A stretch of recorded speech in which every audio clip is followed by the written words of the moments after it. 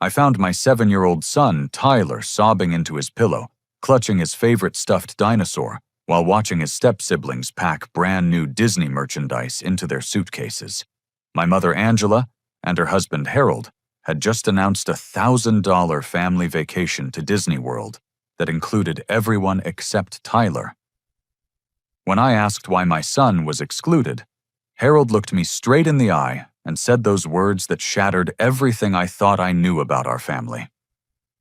Step-grandkids don't count for real family traditions, he declared, because there simply wasn't enough room for outsiders on trips, meant for blood relatives only.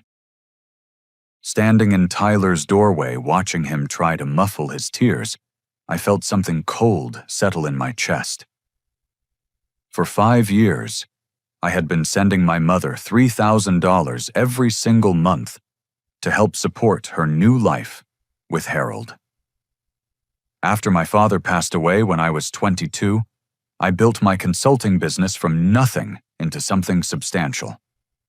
Every month, without fail, I transferred that money believing I was investing in a loving environment where Tyler would feel welcomed and cherished after my divorce left him shuffling between 2 broken homes. That money had transformed Angela and Harold's existence completely. Their 4-bedroom colonial house in the suburbs with its manicured lawn and 3-car garage existed because of my contributions. The silver Lexus SUV sitting in their driveway bore payments I helped cover. Their granite countertops, stainless steel appliances, and the finished basement where Harold hosted his poker nights all came from my consistent support. I had calculated that over 5 years, my contributions totaled more than $180,000 in support for what I believed was our extended family unit. Initially, Tyler had been included in everything. Birthday parties where Harold would ruffle his hair and call him Champ. Christmas mornings where presents under their tree matched what Patricia's 3 biological children received. Summer barbecues, where Tyler played in their backyard pool alongside his step-cousins, while Harold grilled burgers and told jokes that made everyone laugh. For the first 2 years, it felt like we had successfully created the blended family I dreamed of giving Tyler after his mother moved across the country for her new job. The transformation began subtly during Harold's 3rd year of marriage to my mother. Tyler's assigned seat at Sunday dinners gradually shifted from beside Harold to the far end of their mahogany dining table near the kitchen entrance. Family photographs displayed on their living room mantel slowly featured fewer images, including Tyler's smiling face. Holiday gift exchanges became noticeably uneven, with Tyler receiving practical items like thermal underwear and school notebooks, while Harold's biological grandchildren unwrapped Nintendo gaming systems and Air Jordan sneakers. When I mentioned these growing discrepancies to Angela during private conversations, she consistently reassured me that I was overthinking normal family dynamics. She promised that Tyler was loved equally, and that any perceived differences resulted from innocent oversights rather than deliberate discrimination. Angela insisted that blended families required patience and understanding as relationships developed naturally over time. Summer vacation planning revealed the first major exclusion that should have warned me about deeper problems. Patricia's 3 children, ages 8, 10, and 12, spent weeks researching theme parks and planning a trip to Cedar Point Amusement Park in Ohio. Tyler listened eagerly to every conversation about roller coasters and water rides, assuming he would participate in what sounded like an incredible family adventure. Harold announced casually that hotel reservations accommodated only 6 people, and that Tyler would spend that weekend with neighbors instead. The Disney World announcement represented a massive escalation in both expense and exclusion that eliminated any remaining doubt about Tyler's status in their family hierarchy.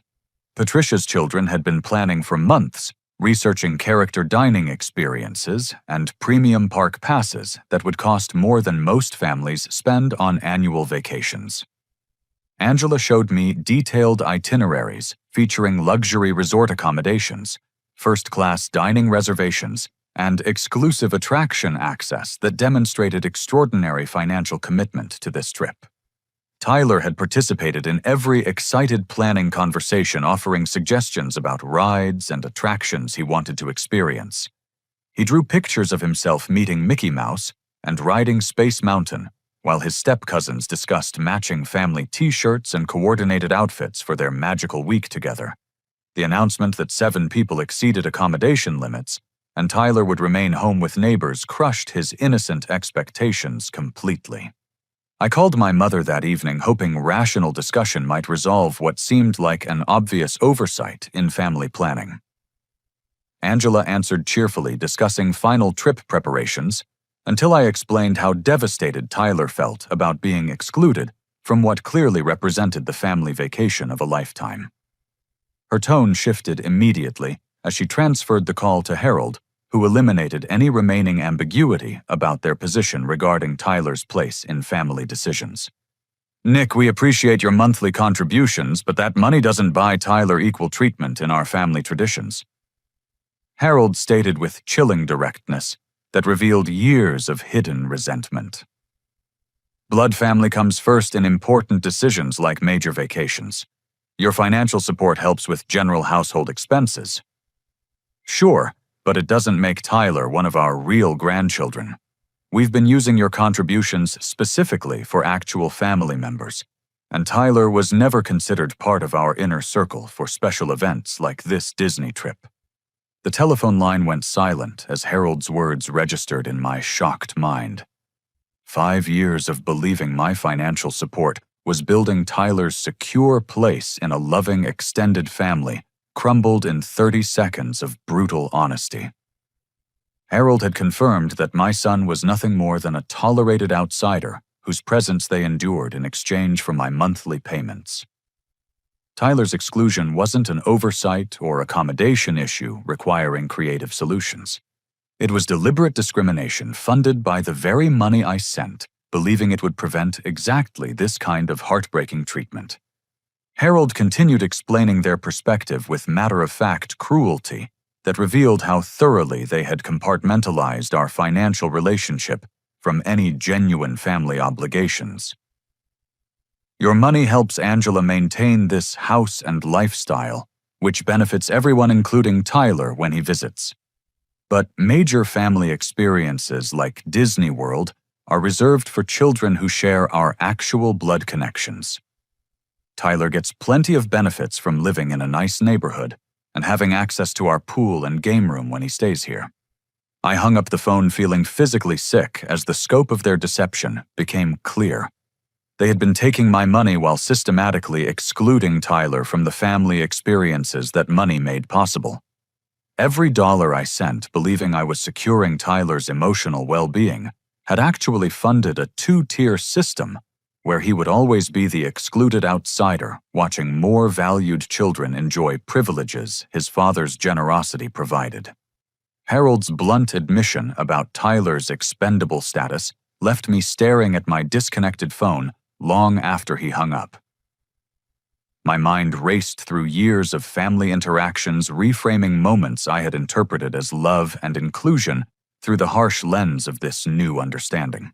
Had Tyler always been the unwanted outsider, I was too hopeful to recognize I needed concrete evidence about how my money had actually been spent versus the family unity I thought I was purchasing with monthly contributions. The next morning, I called Derek Sullivan, my accountant friend, who had helped me structure business finances since I started consulting 6 years earlier. Derek understood family financial dynamics from both personal experience and professional expertise, working with divorced clients, navigating complex support arrangements. He arrived at my office with his laptop and professional determination to uncover the truth about how Angela and Harold had managed my generous contributions over 5 years. Derek accessed bank statements and shared family accounts through estate planning arrangements established after my father's death. These legal documents had seemed like prudent financial planning at the time, allowing me to help my mother while maintaining oversight of how my support was utilized. Now, those same access rights would reveal the systematic abuse of trust Harold had just admitted during our confrontational phone conversation. What Derek's investigation uncovered made my stomach drop with sick realization about the depths of their deception.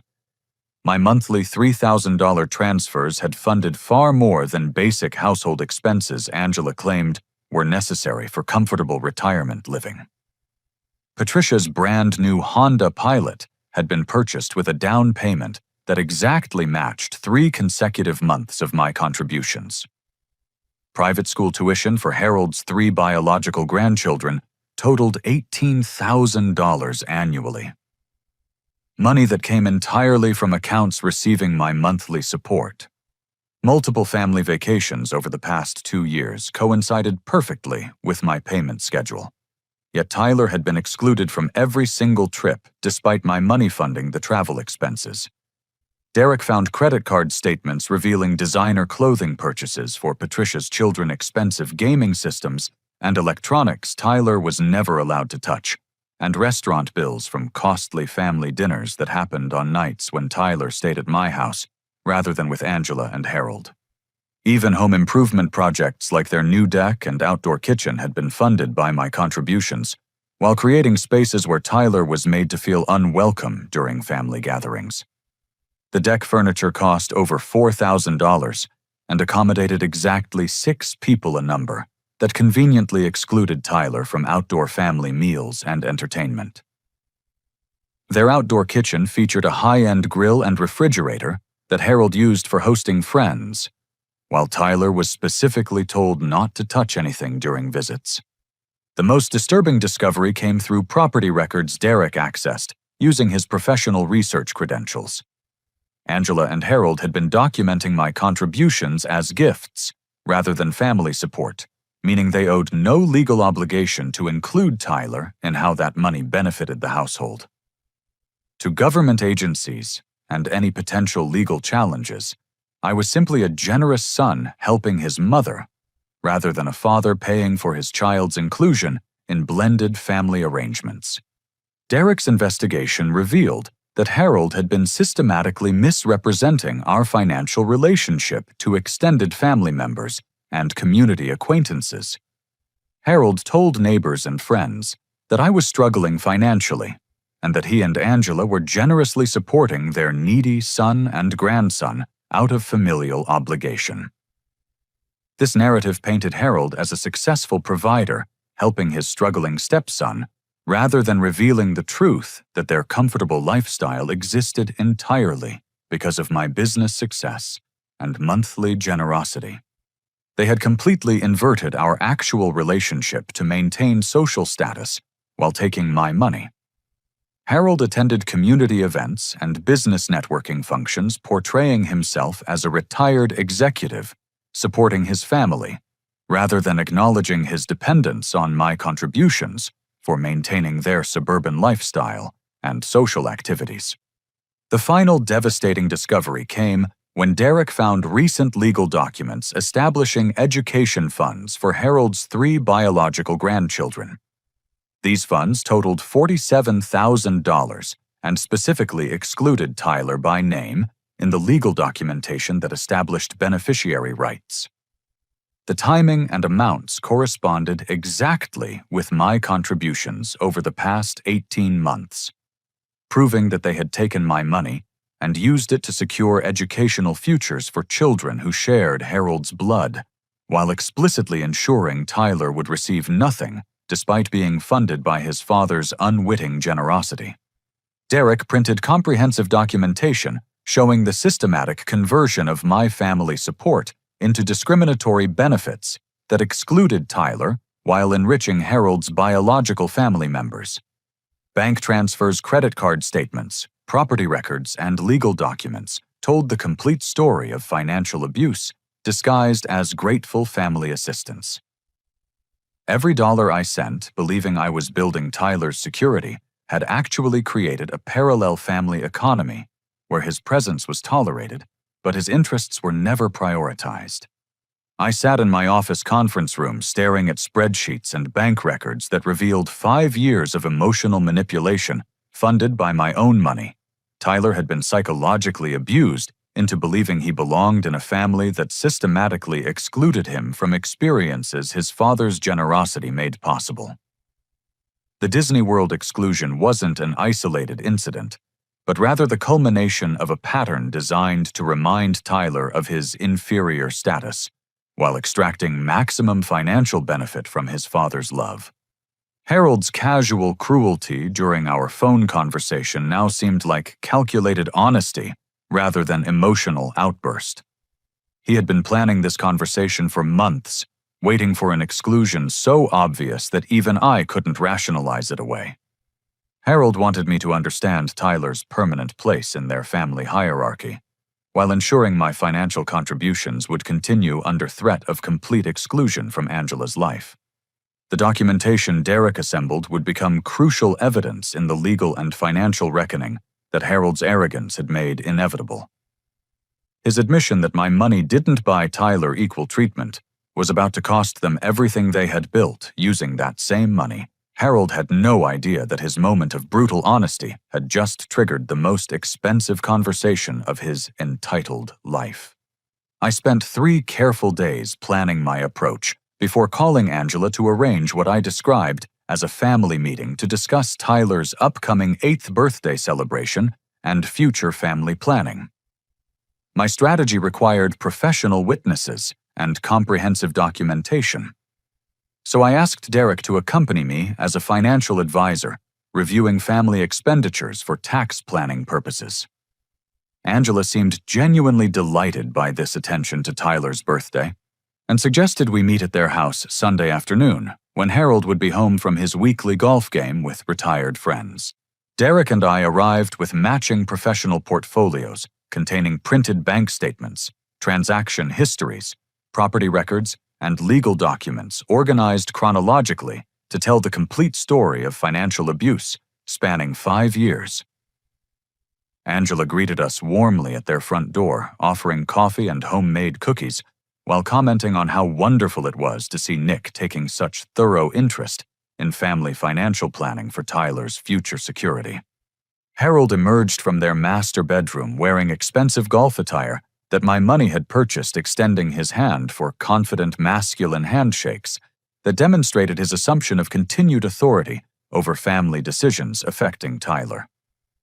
His relaxed demeanor suggested complete confidence that this meeting would affirm their established pattern of taking my money while maintaining control over how family benefits were distributed among children they considered worthy.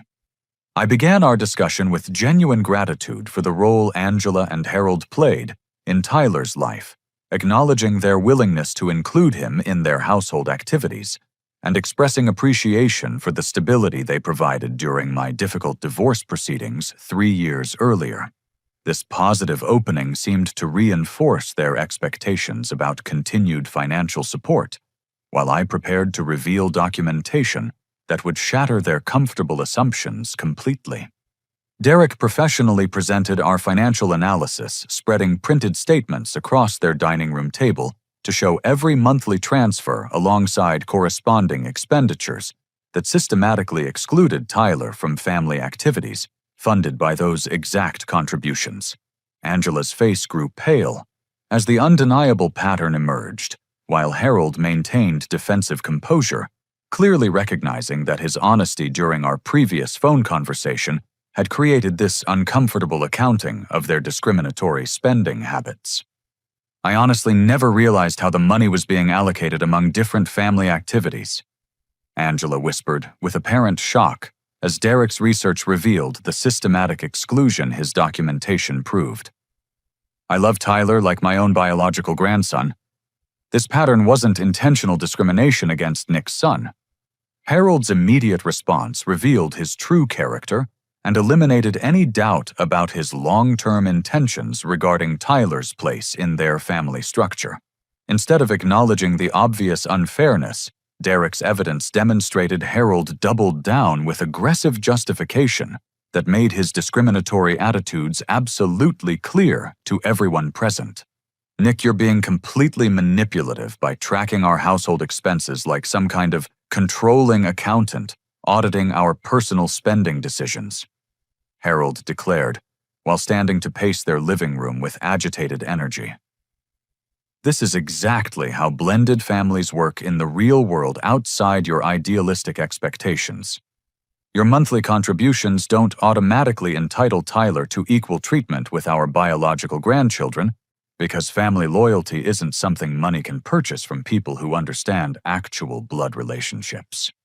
Harold continued his defensive explanation with increasing aggression that revealed years of resentment about my financial support and expectations about Tyler's inclusion. You're trying to buy your son a place in our family that he hasn't earned through genuine blood connections. Tyler gets plenty of benefits from living in a nice neighborhood when he visits, and having access to our swimming pool and game room equipment that your money helps maintain. The confrontation escalated dramatically when Patricia arrived unexpectedly with her 3 children returning from shopping for their upcoming spring break trip to Europe, another expensive family vacation funded partially by my contributions, while Tyler remained excluded from international travel opportunities. The children immediately began discussing designer luggage and luxury travel plans that my money was financing, while Tyler stayed home with babysitters during family adventures. Patricia's children excitedly displayed new clothes and travel accessories purchased for their European adventure, chattering about first-class flights and hotel accommodations that demonstrated the extraordinary expenses Harold was willing to incur for children who shared his biological connections. Their innocent enthusiasm provided perfect context for the financial abuse Derek's documentation had exposed, showing how my money enabled luxury experiences that deliberately excluded Tyler from family memories being created with his father's financial support. Tyler had been quietly building with blocks in the corner of their living room, but the raised adult voices and obvious tension drew his concerned attention. My heart broke, watching my 7-year-old son try to understand why everyone seemed angry, while adults argued about money and fairness and treatment he couldn't fully comprehend at his age. "Daddy, why is everyone mad about me costing too much money?" Tyler asked, with innocent directness that silenced the room completely and forced everyone to confront the cruelty of discussing his worth in financial terms. "Did I do something wrong that makes me too expensive for the family?"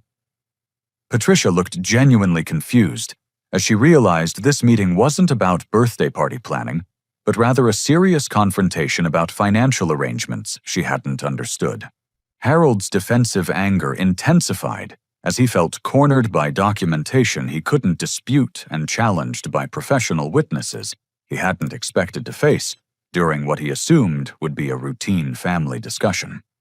In his mounting frustration and desire to regain control of the conversation, Harold made a revelation that changed everything about our relationship and demonstrated the depths of his entitled expectations about my continued financial support, despite Tyler's systematic exclusion. Since we're apparently discussing complete financial transparency today, Nick, Angela, and I were actually planning to ask you for an additional $5,000 to help with an important family emergency that requires immediate attention. Harold announced with entitled confidence that shocked everyone present. "We found the perfect vacation property investment in Florida and need assistance with the down payment to secure this opportunity before someone else purchases it."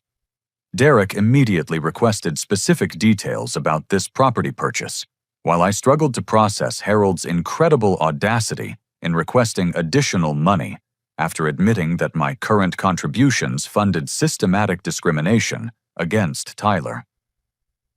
Harold proudly retrieved property documents he had already signed, eager to demonstrate the sophisticated real estate investment opportunity he expected me to help finance for their family's long-term benefit.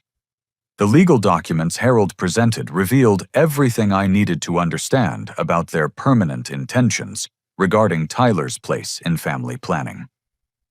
The property ownership structure explicitly listed Angela, Harold, and Patricia as authorized users with absolutely no provision for Nick or Tyler to ever access the vacation home they expected me to help purchase.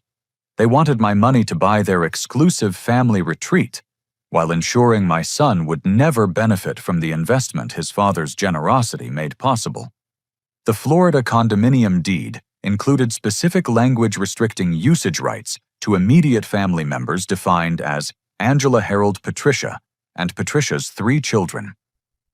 Tyler was deliberately excluded by name from a property they expected his father to help finance, demonstrating that Harold's discriminatory treatment represented permanent family policy rather than temporary oversight that could be corrected through discussion and understanding. I departed their house maintaining professional composure, while my mind raced through legal and financial strategies to protect Tyler from continued emotional abuse, disguised as family inclusion. Derek and I spent the drive back to my office discussing immediate steps to document everything we had witnessed, while the confrontation remained fresh in our memories, and Harold's admissions were clearly recalled. The voice recording application on my smartphone had captured Harold's explicit statements about the vacation property and his unambiguous declarations about Tyler's permanently excluded status in their family hierarchy. Monday morning brought decisive action as I contacted Jennifer Walsh, the family law attorney who had skillfully handled my divorce proceedings 3 years earlier. Jennifer's expertise in family dynamics and child protection made her the ideal advocate for navigating the legal complexities of Tyler's situation.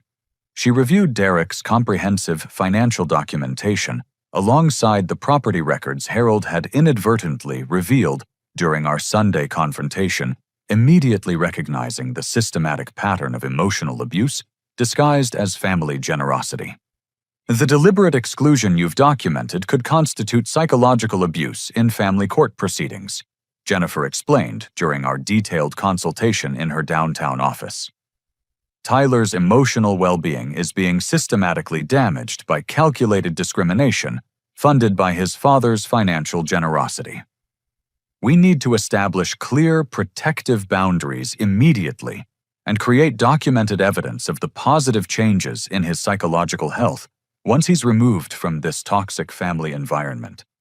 Jennifer also connected me with Dr. Sarah Martinez, a licensed family therapist specializing in blended family dynamics and childhood emotional development issues. Dr. Martinez had extensive experience treating children who suffered psychological damage from discriminatory treatment within family structures that appeared loving from external perspectives but created internal hierarchies that damaged young self-esteem and social development. Tyler has been experiencing systematic rejection disguised as conditional inclusion, Dr. Martinez explained after reviewing my detailed documentation of Tyler's treatment alongside recordings of Harold's explicit statements about blood family priorities. The financial dependency his grandparents maintain on you creates a particularly cruel dynamic where Tyler's presence is tolerated for economic reasons rather than genuine affection. This teaches children they must earn love through their parents' financial contributions rather than being valued for their inherent worth as human beings. Dr. Martinez recommended immediate removal from situations where Tyler witnessed preferential treatment of other children while his own needs and interests were systematically ignored or minimized. She emphasized that continued exposure to Harold's discriminatory behavior would create lasting damage to Tyler's self-worth and ability to form healthy relationships throughout his adult life. While building comprehensive legal documentation with Jennifer's guidance, I simultaneously began implementing alternative support systems for Tyler that would rebuild his confidence independently of Angela and Harold's toxic family dynamics. I researched youth programs focused on technology education and athletic development, where Tyler could develop skills and friendships based on his own interests and personality, rather than family political considerations. The Coding Academy at our community college offered intensive summer programs for children Tyler's age, taught by high school students studying computer science and software development. The 6-week program cost $400, including materials and individual instruction money I could easily afford by redirecting a small portion of what I had been sending Angela monthly. Tyler had always demonstrated natural curiosity about how video games and websites functioned, asking detailed questions about programming logic and interface design that revealed analytical thinking abilities. I also enrolled Tyler in a competitive youth basketball league through our city's recreation department, where team membership cost $60 and emphasized character development alongside athletic skill improvement. The program philosophy prioritized effort and teamwork over winning exactly the positive male mentorship Tyler needed after witnessing Harold's manipulative and entitled behavior patterns. These structured activities would provide Tyler with genuine accomplishment and social belonging based on his personal effort, rather than his family's financial arrangements.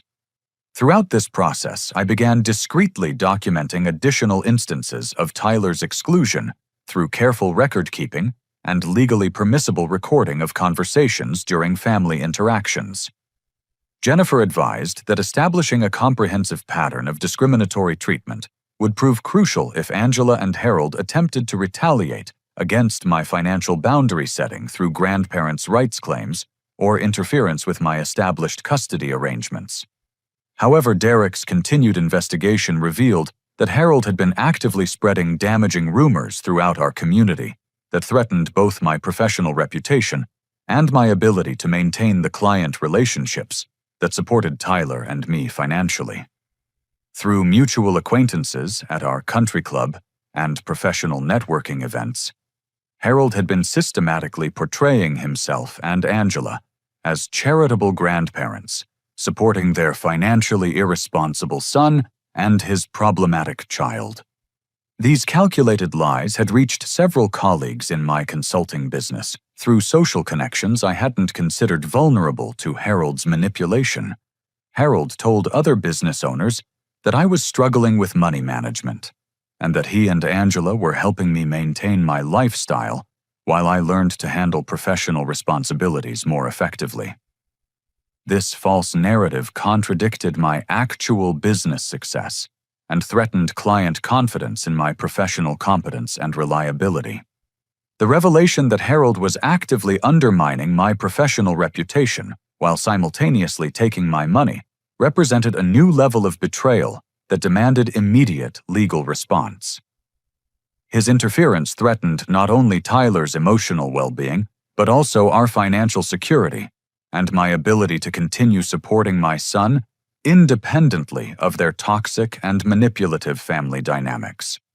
Jennifer advised that Harold's deliberate interference with my business relationships constituted harassment that could result in criminal charges if his behavior escalated further. She began preparing preliminary legal documents to establish a paper trail of Harold's vindictive actions, while we gathered evidence of the specific damage his lies had caused to my professional standing in our business community. Tyler remained unaware of the adult conflicts swirling around our family situation, but I noticed positive changes in his behavior and confidence as I began prioritizing his individual interests over maintaining artificial peace with Angela and Harold. He seemed more relaxed during our time together and less anxious about visiting his grandmother's house, perhaps sensing the reduced pressure from my own improved emotional state, as I stopped trying to force Tyler's acceptance in a family that would never value him appropriately. Monday morning delivered the most satisfying phone call of my adult life as I contacted First National Bank to permanently terminate all automatic transfers to Angela and Harold's multiple accounts. I spoke with Supervisor Margaret Chen, who confirmed that no future transfers would occur to their joint checking account, savings account, or the household expense account they had established when Angela moved in with Harold 5 years earlier.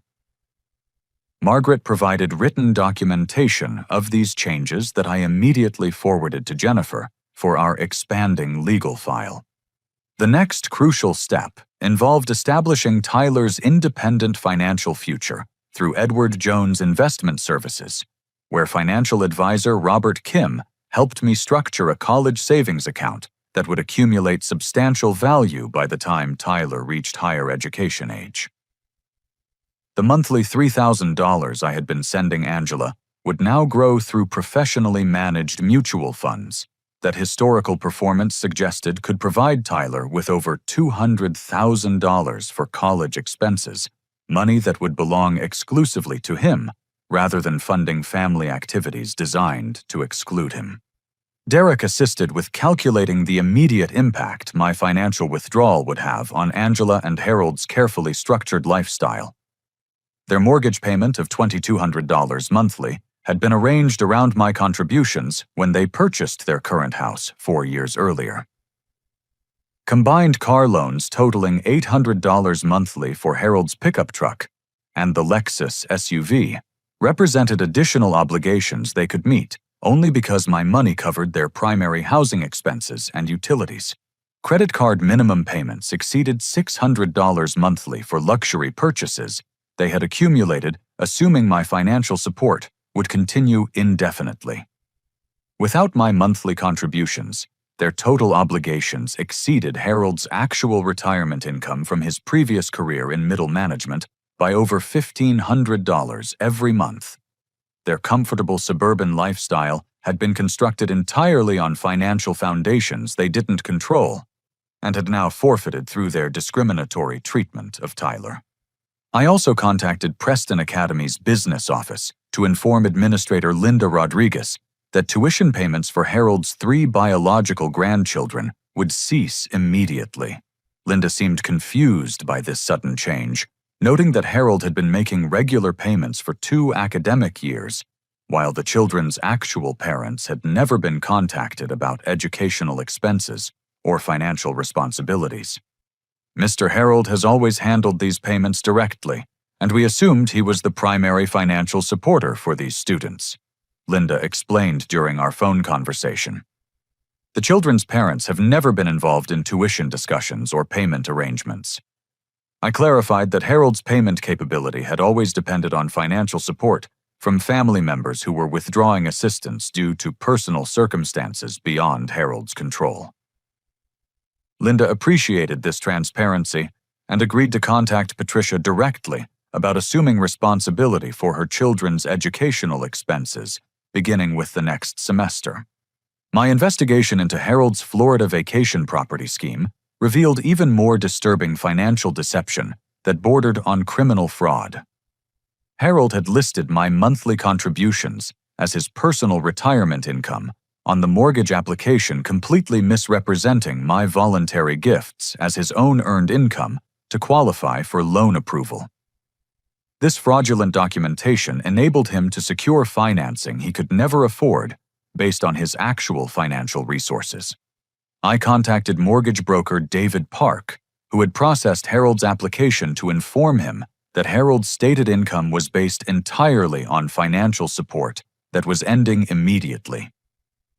David expressed serious concern about this misrepresentation and initiated a fraud investigation when I provided documentation proving that Harold's claimed earnings came from my voluntary contributions rather than his actual retirement benefits or investment returns.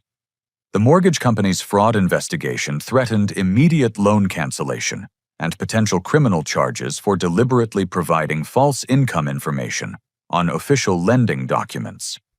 Harold's deception wasn't simply optimistic estimation, but rather calculated misrepresentation designed to secure financing he knew he couldn't afford without my continued support. Within 10 days of implementing my financial boundaries, the pressure on Angela and Harold became undeniably severe. Angela called me multiple times crying about unexpected bills and asking whether some mistake had occurred with our banking arrangements. Harold left increasingly aggressive voicemails demanding that I honor what he called our family obligations, and accusing me of abandoning my mother during her greatest time of need.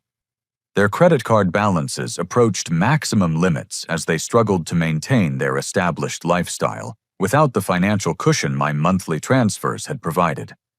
Late payment fees and penalty charges compounded their growing debt crisis as bills accumulated faster than Harold's limited retirement income could address. The private school situation created additional family tension when Patricia received official notification that tuition payments had stopped and her children would be withdrawn from Preston Academy unless immediate arrangements were made with the actual parents rather than their grandfather. Patricia confronted Harold about financial arrangements. She hadn't understood creating explosive family conflict, as she realized her children's private education had been funded by money that rightfully belonged to Tyler's future, rather than her family's current lifestyle. Patricia's angry discovery that Harold had been using my money to pay for her children's education, while systematically excluding Tyler from family benefits, created the first serious crack in their united front against my boundary setting. She began questioning other financial arrangements and demanding transparency about how Harold had been managing what she now understood was Nick's generous support rather than Harold's personal wealth. But Harold's desperation pushed him beyond family conflict into territory that threatened my professional livelihood and constituted potential criminal behavior. Rather than accepting responsibility for their financial dependency and working toward sustainable solutions, Harold decided to attack my business directly through interference with client relationships that could destroy the income sources supporting Tyler and me. Harold's escalating vindictive behavior was about to cross legal lines that would transform our family dispute into criminal territory, where Jennifer's involvement would become absolutely essential for protecting both my business and Tyler's future security. Harold's interference with my professional relationships revealed the desperate depths of his character when faced with consequences for his discriminatory behavior toward Tyler. He systematically contacted my 3 largest consulting clients, falsely claiming that I owed him substantial money for childcare services and family support, while requesting that they redirect their payments to his personal account rather than paying me directly for legitimate professional services I had provided. Harold's lies to my clients included detailed fabrications about my supposed financial irresponsibility and claims that concerned family members were attempting to help me avoid bankruptcy by managing my income on my behalf. He presented himself as a responsible family financial manager, trying to protect my business relationships while ensuring that my obligations to elderly parents were met before I squandered money on personal expenses. Fortunately, my established client relationships and professional reputation provided protection against Harold's vindictive manipulation. Mark Thompson from Thompson Manufacturing called me directly after Harold approached him during a Chamber of Commerce networking lunch with his bizarre claims about having authority over my finances and business arrangements. "Nick, this strange situation occurred today, where an older man claiming to be your family financial manager approached me about redirecting your consulting payments," Mark explained during our phone conversation. "He insisted you were having serious money problems and that family members were trying to help you by managing your income. The entire conversation seemed completely inconsistent with your professional competence and our 3-year business relationship." Harold had made similar fraudulent contact with Peterson Engineering and Jennifer's law office, 2 other major clients who provided consistent monthly income essential for supporting Tyler and maintaining our financial independence. Both clients expressed genuine concern about Harold's interference while requesting clarification about my actual financial status and whether his claims had any legitimate basis in reality. Mark Thompson's detailed account revealed that Harold had prepared sophisticated lies designed to undermine my professional credibility while positioning himself as a concerned family member trying to help with my supposed financial crisis. Harold claimed that my divorce had created overwhelming debt problems and that my consulting business was failing due to poor money management and unreliable work performance. I immediately forwarded comprehensive evidence of Harold's business interference to Jennifer, who recognized this escalation as criminal harassment that violated multiple state laws governing commercial relationships and personal intimidation. Harold's attempts to redirect my earned income constituted attempted fraud, while his false statements about my financial condition represented potential defamation that could damage my professional reputation permanently. Jennifer prepared a formal cease and desist letter, demanding that Harold immediately stop all contact with my professional clients and threatening serious legal action if his harassment continued beyond this warning.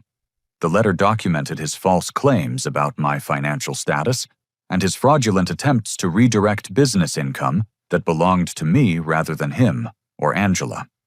Jennifer also initiated preliminary paperwork for restraining order proceedings in case Harold's vindictive behavior escalated into more direct threats against Tyler's well-being or my personal safety.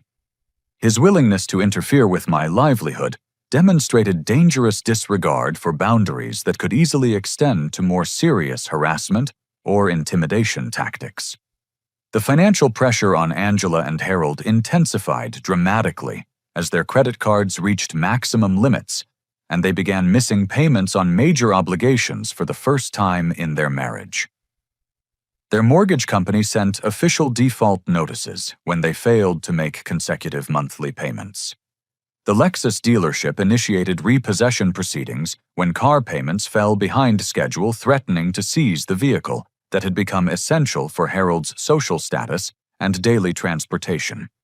Late fees and penalty charges compounded their debt spiral exponentially as their inability to meet basic obligations created additional financial obligations they had even less capacity to address. Their credit scores plummeted as negative payment histories accumulated across multiple accounts, eliminating their ability to secure emergency loans or credit extensions that might have provided temporary relief. Patricia's anger toward her father escalated significantly as she realized the full scope of his financial deception and the impact his lies would have on her children's educational continuity. She had trusted Harold's claims about being financially capable of supporting her children's private school education, never understanding that their tuition was funded by money that could have secured Tyler's college future. Instead, Patricia faced the immediate choice between transferring her children to public school mid-semester or assuming educational expenses she couldn't afford on her salary as a dental hygienist. The private school's inflexible payment policies meant that partial payment arrangements weren't available, forcing difficult decisions about her children's academic continuity during an already stressful family crisis. Angela and Harold's marriage faced severe strain as the financial crisis exposed fundamental deceptions Harold had maintained about their economic security and long-term planning. Angela hadn't understood the extent of their dependency on my contributions or Harold's systematic lies about their financial position to mortgage companies, social acquaintances, and even Angela herself about their actual economic circumstances. Meanwhile, Tyler flourished in the coding academy and basketball programs I had enrolled him in, using money previously wasted on Angela and Harold's discriminatory lifestyle. Tyler's programming aptitude impressed his instructors, who noted his exceptional problem-solving skills and creative approach to software design challenges. His basketball coach praised Tyler's coachability and team leadership qualities that emerged when he felt valued for his individual contributions rather than tolerated for economic considerations. The stark contrast between Tyler's improved confidence and emotional well-being and the chaos consuming Angela and Harold's household provided clear evidence that removing him from their toxic environment had been absolutely the correct decision. Tyler stopped asking why other children received preferential treatment and began focusing enthusiastically on his own accomplishments and personal development goals. In a final desperate attempt to regain financial control over our family situation, Angela and Harold made a decision that would completely backfire and expose their manipulative character to legal scrutiny. They contacted family court to file for grandparents' rights over Tyler, claiming that I was deliberately alienating them from their beloved grandson, and that Tyler needed their stability and guidance for proper psychological development. Their petition included multiple false statements about their financial situation and their historical relationship with Tyler. They claimed they had been financially supporting me rather than receiving my monthly contributions, portraying themselves as generous grandparents being unfairly denied access to a grandchild they had always loved and supported. Harold even included character references from community acquaintances who had been misled about our actual family dynamics and financial arrangements. The grandparents' rights hearing became the courtroom vindication I never expected but desperately needed for Tyler's protection and our family's future security. Jennifer presented overwhelming documentation of Angela and Harold's systematic financial dependency, their calculated exclusion of Tyler from family activities, and Harold's vindictive harassment of my business relationships that threatened our economic stability. The comprehensive evidence painted an undeniable picture of emotional abuse disguised as conditional family inclusion and financial manipulation designed to prioritize Harold's biological grandchildren over Tyler's psychological well-being. Judge Patricia Williams carefully reviewed bank statements showing my monthly contributions alongside Harold and Angela's corresponding expenditures that systematically excluded Tyler from benefits those contributions directly funded. She examined the education funds established for Harold's biological grandchildren, using money I had provided specifically noting the legal language that excluded Tyler by name, despite being financed entirely by his father's unwitting generosity over 18 months. This court finds compelling and disturbing evidence of financial abuse and discriminatory treatment that directly contradicts the petitioner's claims of loving grandparent relationships with the minor child, Judge Williams stated, after reviewing our comprehensive documentation. The evidence demonstrates that Tyler was systematically excluded from family activities, while his father's substantial financial contributions funded preferential treatment for other grandchildren. This behavior pattern demonstrates unfitness for unsupervised grandparent access, rather than supporting any expansion of custody rights. Judge Williams also reviewed recordings of Harold's explicit statements about blood family priorities, and his admission that my financial contributions didn't entitle Tyler to equal treatment with children who shared Harold's biological connections. These recorded admissions eliminated any possibility that their discriminatory behavior resulted from misunderstandings or innocent oversights, rather than calculated emotional manipulation designed to extract my financial support while minimizing Tyler's family status. Angela's emotional breakdown during testimony confirmed everything our documentation had proven, while eliminating any remaining doubt about the psychological damage Tyler had endured in their household. Through tears and obvious shame, Angela admitted they had been fundamentally wrong in their treatment of Tyler and acknowledged that my financial support had enabled their comfortable lifestyle while they systematically excluded my son from family benefits and experiences. I realize now how terrible we were to Tyler and how wrong our priorities became. Angela sobbed before Judge Williams, while Patricia and Harold sat in stunned silence. Nick has been incredibly generous to our family for years, and we used his money to hurt Tyler, instead of including him equally with our other grandchildren. I love my grandson, but I completely understand why Nick can't trust us anymore with Tyler's emotional well-being. Angela's testimony revealed that she hadn't fully understood Harold's systematic manipulation of family finances or his deliberate creation of a two-tier system that prioritized his biological grandchildren while tolerating Tyler as an economic necessity. Her genuine remorse contrasted sharply with Harold's continued defensive justification of his discriminatory behavior and entitled expectations about my financial support. Harold faced potential criminal charges when the court learned about his mortgage fraud and systematic interference with my business relationships. The prosecutor reviewed evidence of his false income statements to mortgage companies and his attempts to redirect my client payments through fraudulent claims about financial authority he didn't possess. Harold's vindictive behavior had escalated from family conflict into criminal territory that could result in felony charges and potential imprisonment. Judge Williams granted our request for supervised visitation only contingent upon Angela and Harold completing extensive family counseling and demonstrating genuine behavioral changes over a minimum 6-month probationary period.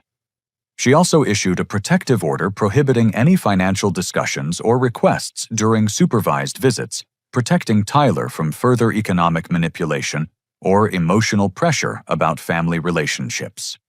The court's decision provided Tyler with legal protection while establishing clear consequences for Angela and Harold's discriminatory treatment. Judge Williams emphasized that grandparent rights existed to protect children's well-being, rather than enabling continued emotional abuse by relatives who prioritized some grandchildren over others based on biological relationships. 6 months following the court decision, Tyler had transformed into a confident, emotionally healthy child who thrived in activities chosen specifically for his interests and developmental needs, rather than family political considerations. His coding skills progressed remarkably under dedicated instruction, leading to his creation of simple games and interactive websites that impressed teachers and classmates with their creativity and technical sophistication. Tyler's basketball team won their division championship, with Tyler contributing crucial assists and defensive plays that coaches highlighted for demonstrating exceptional team spirit and strategic thinking abilities. His teammates elected Tyler as team captain for the following season, recognizing leadership qualities that flourished when he felt genuinely valued for his individual contributions rather than tolerated for economic reasons. The monthly $3,000 I had previously sent to Angela and Harold grew substantially in Tyler's professionally managed college fund, accumulating over $28,000 during 6 months of proper investment strategies. This money belonged entirely to Tyler's educational future, rather than funding family activities designed to exclude him from meaningful participation and emotional connection. Angela eventually divorced Harold after recognizing how his manipulative behavior and discriminatory attitudes had damaged her relationship with her son and grandson beyond immediate repair. She moved into a modest apartment and began working part-time at a local medical office to support herself independently without relying on anyone else's financial contributions or expecting continued support from family members. Angela's supervised visits with Tyler focused entirely on his individual interests and accomplishments without discussing past family conflicts or financial arrangements. She demonstrated genuine effort to rebuild their relationship based on Tyler's needs and preferences rather than adult expectations or obligations. Tyler enjoyed showing Angela his coding projects and basketball achievements while maintaining appropriate emotional boundaries that protected his psychological well-being. Harold faced bankruptcy proceedings when his mortgage fraud investigation resulted in immediate loan cancellation and substantial criminal penalties. Unable to maintain payments on their house without my financial support or qualify for alternative financing due to his fraudulent application, Harold lost everything and eventually relocated to another state to escape continuing legal consequences and community awareness of his criminal behavior. Harold's departure eliminated the primary source of toxicity and discrimination from our family situation, while allowing Angela the opportunity to rebuild her relationship with Tyler based on genuine affection rather than financial arrangements or Harold's prejudiced attitudes about blood family priorities. Patricia initially struggled with her children's transition from prestigious private school to public education, but eventually discovered that this change benefited their character development and social awareness significantly. Without Harold's entitled influence and expectations about preferential treatment, Patricia's children learned to value educational opportunities and develop appreciation for achievements earned through personal effort rather than family financial advantages. Patricia also apologized to me privately for not recognizing how my generous financial contributions had funded her children's privileges, while Tyler was systematically excluded from equal family benefits. She expressed genuine remorse about the emotional damage Tyler had suffered and committed to ensuring her children understood the importance of treating all family members with equal respect, regardless of biological relationships. Tyler never asked about Harold after the court proceedings concluded, but he maintained cautiously positive contact with Angela during her supervised visits. Their relationship rebuilt gradually based on Angela's consistent demonstration of changed behavior and authentic interest in Tyler's activities, rather than family financial dynamics or adult conflicts about money and obligations. The most profound lesson that emerged from this painful experience involved recognizing that financial generosity without clear boundaries becomes enabling behavior that ultimately harms everyone involved, including the people receiving support. My attempts to purchase Tyler's acceptance in a loving family had actually funded his systematic exclusion and emotional abuse, while teaching him that love was contingent on economic contributions rather than inherent human worth. Tyler's remarkable improvement in confidence and emotional stability proved that protecting his dignity and psychological well-being was infinitely more valuable than maintaining artificial family peace built on financial dependency and discriminatory treatment. He learned that his personal value doesn't depend on others' approval or inclusion, but develops through his own character effort and genuine relationships with people who appreciate his individual qualities. I realized that my father would have been proud of the boundaries I established to protect Tyler from continued emotional manipulation and financial exploitation disguised as family love. Sometimes the most loving parental action requires saying no to people who claim they care while demonstrating through their behavior that economic benefits matter more than genuine relationships or children's emotional well-being. Tyler and I planned an incredible summer vacation to Washington, D.C. and New York City, using money that had previously subsidized Harold and Angela's comfortable lifestyle while funding Tyler's exclusion from family experiences. We visited Smithsonian museums, where Tyler marveled at technology exhibits and space exploration displays that inspired his growing interest in science and engineering careers. Our vacation represented far more than tourist entertainment or educational experiences.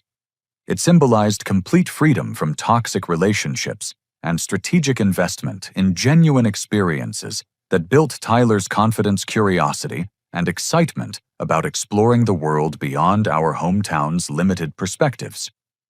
Every dollar we spent on museums, restaurants, hotels, and Broadway shows belonged to our authentic relationship, rather than funding other people's family activities that deliberately excluded Tyler's participation. Tyler told me during our flight home that he felt grateful we didn't have to pretend to be wanted in places where we weren't genuinely valued anymore. His 8-year-old wisdom reflected emotional maturity developed through surviving discrimination and learning that authentic relationships require mutual respect and inclusion rather than financial arrangements or economic obligations between family members. Our story concluded with Tyler and me building a life based on genuine love, mutual respect, and shared experiences rather than attempting to purchase acceptance from people who never valued us appropriately or understood our actual worth as individuals. The $3,000 monthly that had funded our emotional pain and systematic exclusion now grows into Tyler's educational future, while we create memories and opportunities that reflect our true potential and deserved happiness. Have you ever faced a situation where you had to choose between maintaining family peace and protecting your child's emotional well-being from relatives who claimed to love them?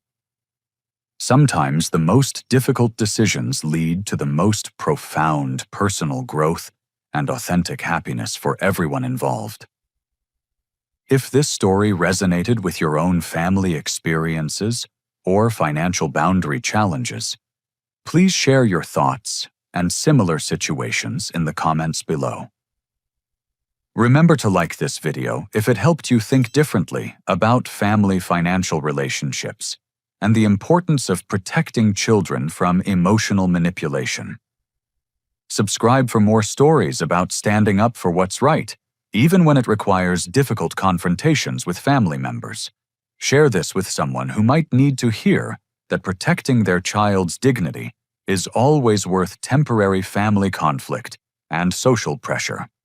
Thank you for listening to our journey from financial manipulation to authentic family relationships.